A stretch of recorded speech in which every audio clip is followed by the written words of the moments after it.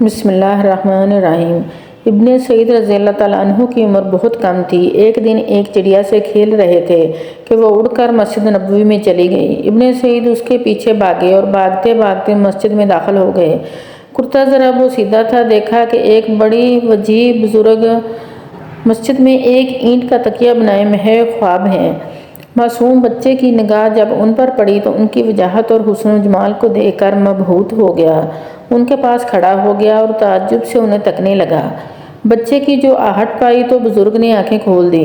دریافت کیا، بچے تم کون ہو؟ کس کے بیٹے ہو؟ اس وقت مسجد میں کیا کرنے آئے ہو؟ ابن سعید رضی اللہ تعالیٰ عنہ نے نہایت معصومیت سے بزرگ کو ساری باتیں بتلا دیں اور یہ بھی بتلا دیا کہ حضرت اس وقت میں اپنی چڑیا کو پکڑنے کی نیت سے آیا تھا۔ بزرگ نے بچے کو اپنے پاس بلا کر بٹھا لیا اور قریب ہی ایک شخص سو رہا تھا، اس کا نام لے کر پکارنے لگے، مگر وہ اللہ کا بندہ بالکل ہی غافل سو رہا تھا۔ بزرگ نے ابن سعید سے فرمایا کہ بچے ذرا قریب جا کر اسے بیدار کرو۔ جب ابن سعید نے اسے بیدار کیا تو بزرگ نے اسے قریب بلا کر اس کے کان میں کچھ کہا اور وہ چلا گیا۔ اب ابن سعید بھی جانے کے لیے کھڑے ہو گئے تو بزرگ نے فرمایا کہ تم ابھی نہ جاؤ، تم سے کچھ کام ہے، میرے پاس ہی بیٹھے رہو۔ ابن سعید کا بیان ہے کہ اس کے بزرگ کے چہرے میں ایسی کشش، لہجے میں ایسی مٹھاس اور طرز گفتگو میں اتنی شیرینی تھی کہ میں انکار نہ کر سکا۔ تھوڑی دیر میں دیکھا کہ وہی آدمی ایک نہایت قیمتی اور خوبصورت کرتا لے کر آیا۔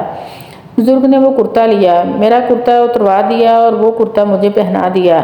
میرا پرانا کرتا بھی میرے ہاتھ میں تھما دیا اور جب میں چلنے لگا تو میرے کرتے کی جیب میں 1000 درہم کی تھیلی ڈال دی۔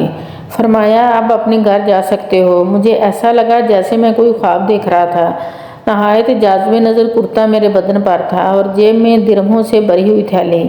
گھر میں آیا تو سیدھا اپنے والد کے پاس گیا اور جیب سے تھیلی نکال کر ان کے سامنے رکھ دی۔ والد نے جو ماجرا دریافت کیا تو ساری داستان شروع سے آخر تک سنا ڈالی۔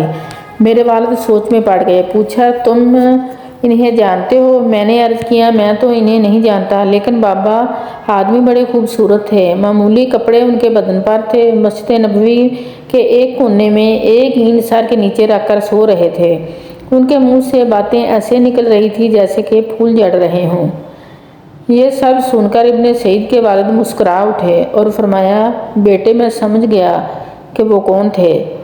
وہ خلیفہ وقت ذو النورین حضرت عثمان بن عفان رضی اللہ تعالیٰ عنہ تھے۔